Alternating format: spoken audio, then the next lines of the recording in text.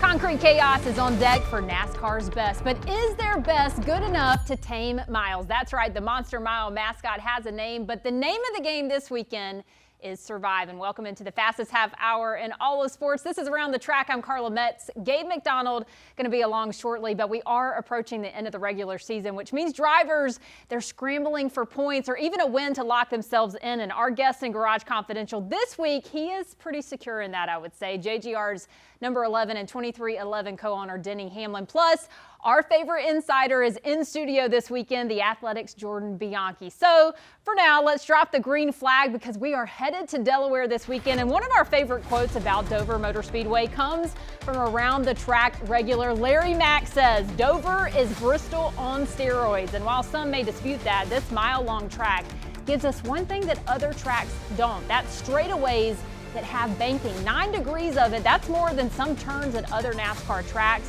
Drivers tell us there's plenty of grip here, but the track will change as rubber gets laid down here. To beat the monster, you got to keep your car clean. Just a big topic is a different time of year we're racing in, and it's potential to be really hot, obviously a really demanding place. And I think you could see some track changes too, just with how hot it potentially is going to be. Typically that means more rubber is going to get laid down, which creates more lanes. Dover has always been one of my favorite racetracks. You know, when the leader of the points can't really get away, it just, it brings it all together. So yeah, there's still a lot of racing left though, and you can really kind of, if you go on a good run, you can stretch out, here pretty quickly. All right, let's do some Dover track trends. Only 2 drivers ever have swept all the race stages and taken the checkered flag here. That's Kevin Harvick and the man they call James Dennis Hamlin. Denny Hamlin did it back in 2020.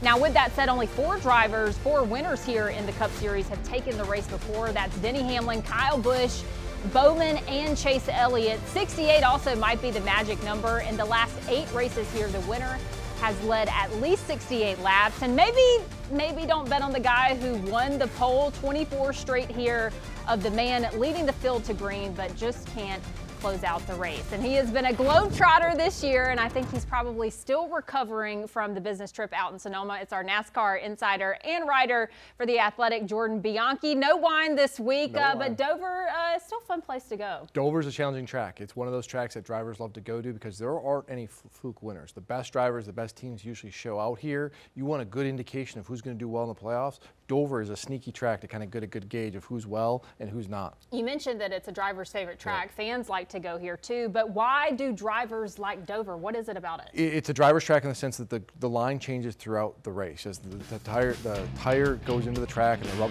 the track takes more rubber, you're going to see the line change, and the drivers who best adapt to that have more success there. So drivers really have more of a say in the outcome.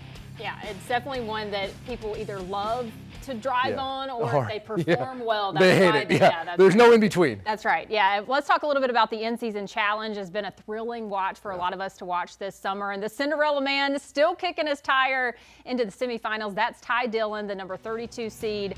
Been enjoying the ride. He faces another young gun in Legacy Motor Clubs. That's John Hunter Nemechek. And then on the other side of the bracket, an overwhelming favorite. You got Tyler Reddick. He won, I think it was Denny's bracket last year. He takes on Allies JGR's Ty Gibbs. Who breaks through to the final, though, Jordan? That's what we want to know. Yeah, I mean, listen, probably Tyler Reddick on that side. He's running really well. He doesn't have a win this year, but done well enough to think that he's going to get through. And then on the other side, I don't know. I mean, I guess you ride the Cinderella darling, right? That dark horse, the 32 seed Ty Dillon to the championship. Why not? We'll see. I don't count Ty Dillon out just because every time you do, he finds a way every single week. It's taking some luck. Who cares? At the end of the day, he gets through. I think I want to see Ty Dillon win for the one-liner that he's pulling after he wins. He's like a pretty witty driver. Yeah, he's figuring. That's the nice thing about this tournament, right? Like people weren't sure how this was going to unfold, but this has really put a nice showcase on a Ty Dillon, for example. Somebody we wouldn't be talking about otherwise. We're getting to see Ty a little bit, his personality, and that he's got a little sneaky sense of humor. Yeah, that's the fun part of the summer. Let's talk about the legal part part of the summer, and this NASCAR lawsuit between 2311 Front Row Motorsports and NASCAR. Seems to be some updates as we head into the weekend. What can you tell us? Yeah, it's a continual thing, and right now the big question is whether 2311 and Front Row are going to be charter teams or not. That's going to be decided in the courts. NASCAR saying they want the charters back. The teams are saying no, we want to remain as charter teams. The big thing to know in this, and the important thing to know in this, is that the teams want these charters for right now. There are millions of dollars at stake. If they lose those charters, they are going to lose millions of dollars for the rest of the year, and then they would also have to probably pay back NASCAR millions of dollars for the races already completed this year. That's a lot of money for those teams. This might be a hard question, but do we see an end to this in the near future or not really? I mean, listen, the trial date's December 1st. We know that that's the end effectively, right? But I think sometime between now and then, you're going to see a settlement come into play. The teams go into mediation with NASCAR next month, and then from that, I think you're going to probably see some kind of settlement in the fall. But this is a very fluid situation. A lot can change. Who knows? All right, let's talk about on-track news or some things that we're going to be keeping up with, especially going into Dover. If the playoffs started today, we got to talk about the playoff picture. Shane Van Gisbergen, he'd be sitting pretty in the playoff points. However, we're not going to another road course this weekend, Jordan. We're going back to an oval. This is a place where SVG knows he needs to improve, but what's he got to do to try and maybe speed up that process so he can become one of those top-tier drivers? Just laps, experience, get some reps, and that's the big thing. And the nice position he's in is he's got 3 wins this year, and he can kind of build himself a little bit of a runway because he knows he's in the playoffs. He doesn't have to worry about that.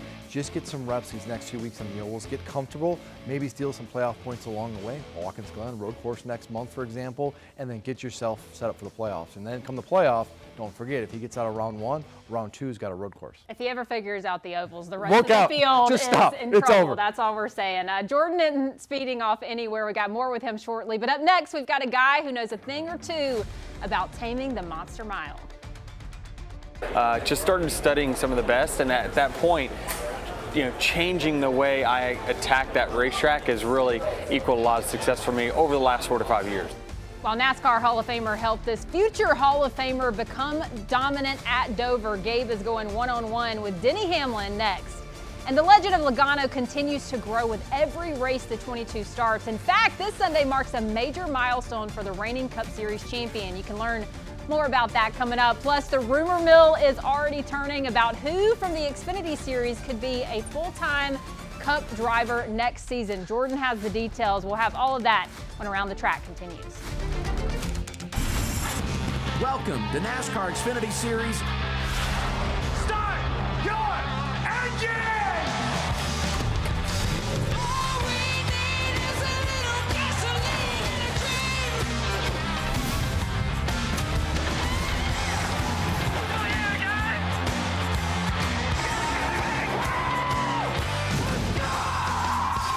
The NASCAR Xfinity Series, Saturday. Check your local listings.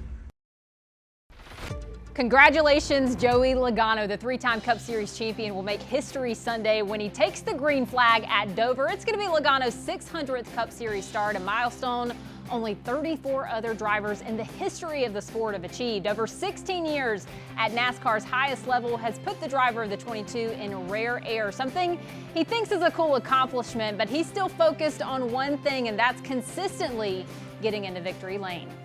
Yeah, well, I mean, I grew up in front of everybody, right? I mean, all of us, change over the years as you grow up, right? Life comes at you, you evolve and you keep going with it. And, everybody, when you were 18 years old to 35 years old, some of the biggest changes in your life happen in that period of time, right? And to your point, getting married, having kids, that's the biggest change you can ever have in your life, I think. But that is, I did all this in front of everybody. Everyone went for the ride with me in ways, right? And not to mention the lessons learned on the racetrack and how I've changed as a race car driver too, over that period of time where, I was a young, cocky kid coming in to, getting my humble pie and learning how to become a champion and learning a lot of lessons in front of everybody. Of Logano's 37 Cup wins, 35 of them have been at Ford Mustang, which ties him for third all-time with the Hall of Famer, Mark Martin. And if you'd asked Denny Hamlin about how this season would go, or even if he would have a full-time sponsorship, he'd probably tell you that it would all work out in the end. And so far, that has rung true this season. However, while he is suing NASCAR as a team owner, he's also still chasing big sponsors like the one he's got on board for this weekend. Oh, and if he still wants that one thing that's eluded him his entire career, you'd probably guess that to be true as well. Gabe McDonald has him in this week's Garage Confidential.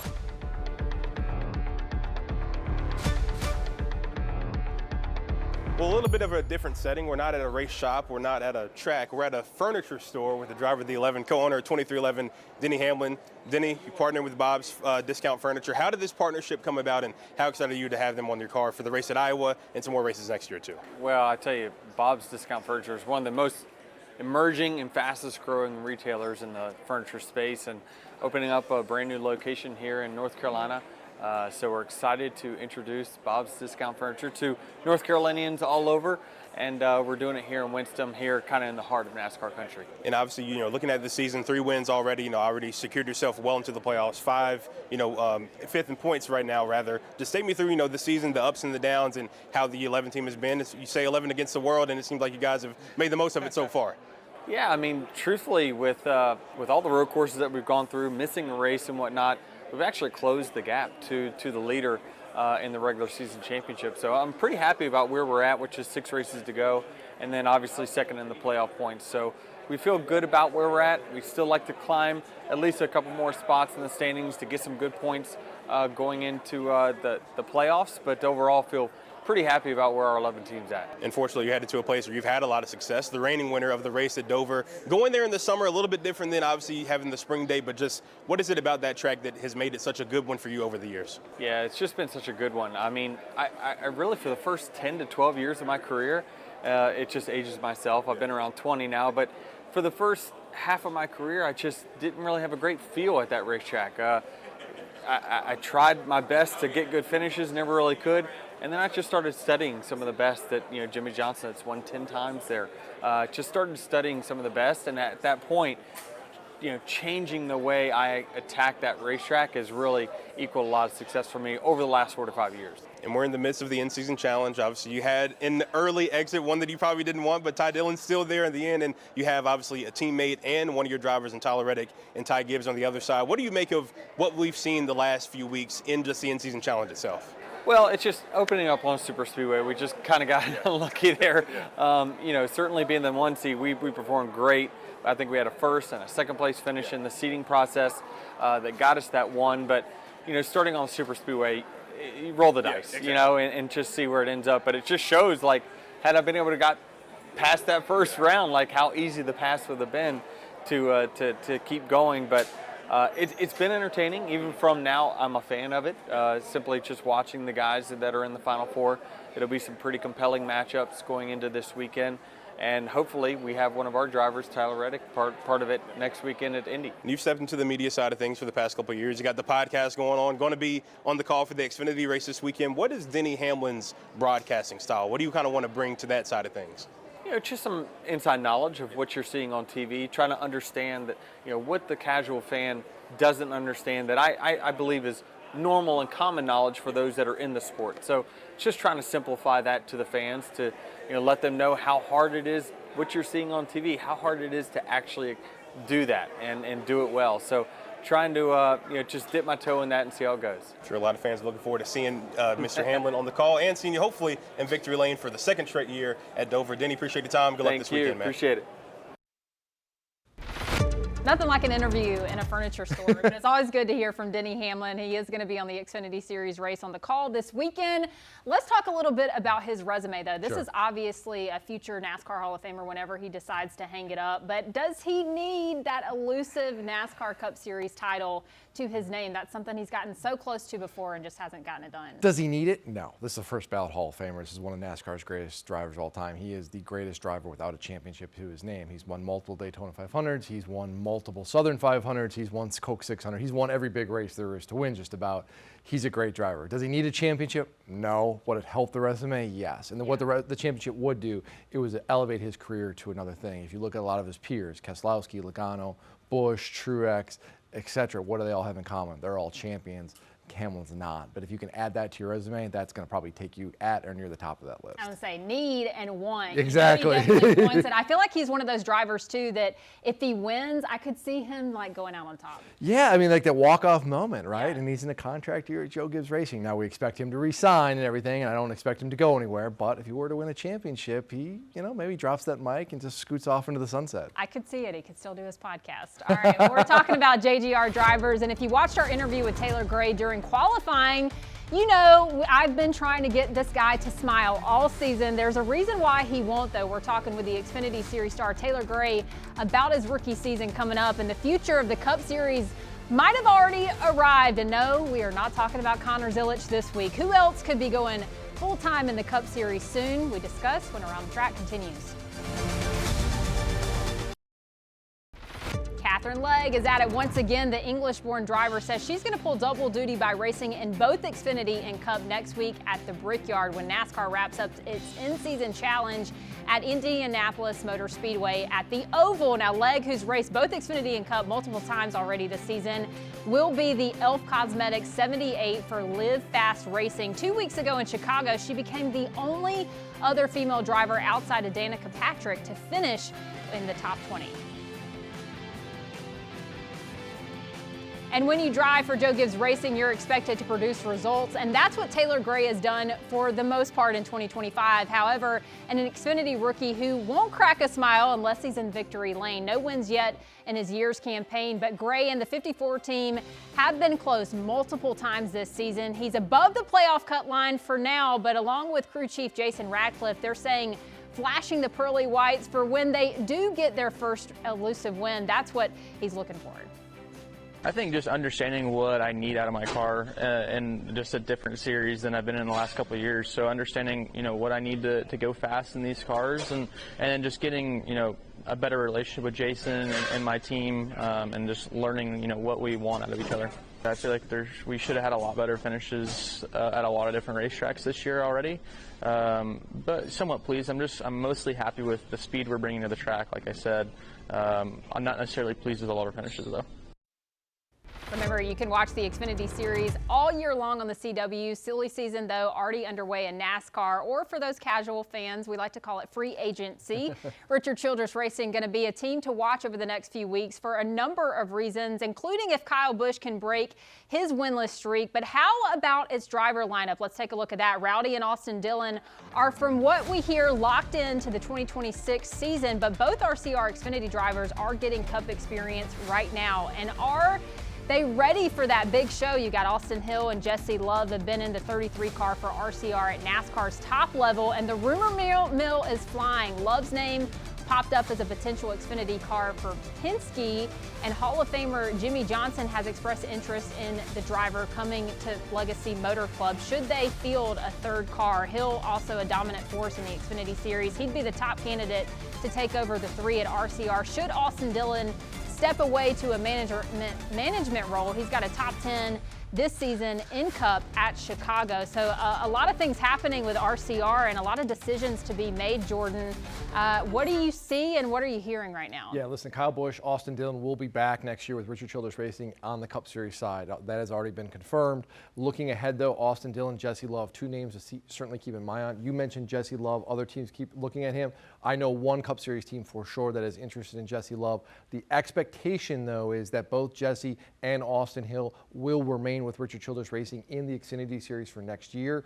But then 2026 going into 2027 is going to get really interesting because in addition to Kyle Busch's contract being up, we don't know about Austin Dillon's future. And then bigger picture, a lot of the bigger prominent teams have a lot of openings for 2027. Next year's silly season is going to be crazy.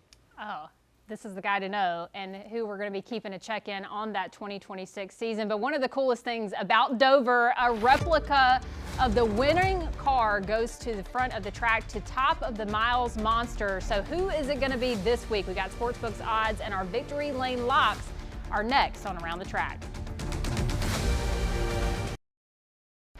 Been a few weeks since we've seen this. Shane Van Gisbergen not on the top 5 for the odds boards going into the race, but then again, it is not a road course. Denny Hamlin is a top dog along with Kyle Larson, Going into the weekend, both drivers 5-1, followed by Supreme actor Ryan Blaney. He's at 7-1. William Byron just behind him at 7.5-1. And Christopher Bell rounds out the top 5 at 10-1. And one thing left to do before we close out today's episode of Around the Track. It is time for our victory lane locks. Gabe isn't here, but he's still going to revel in his victory from last week. But Jordan, who do you have for Dover this I'm weekend? going with the guy who's always so good here, Denny Hamlin, 2-time winner here. I think he gets his 3rd win here and his 4th on the season. Why though? This is a driver's track. This is a track that favors veteran drivers. You don't see a lot of surprises here. Denny knows how to read a track well. That team is really good over long green flag runs. That is going to play to their strengths. And I think over the long green flag run, which you see so much at Dover, this team, this team gets better and better. See Denny Hamlin win this race. All right, we'll see if he can get it done for a 3rd time in his career. I think I would go with a Hendrick driver if I were making a pick this weekend. But that's going to do it for us on Around the Track. We'll see you next week ahead of Indy.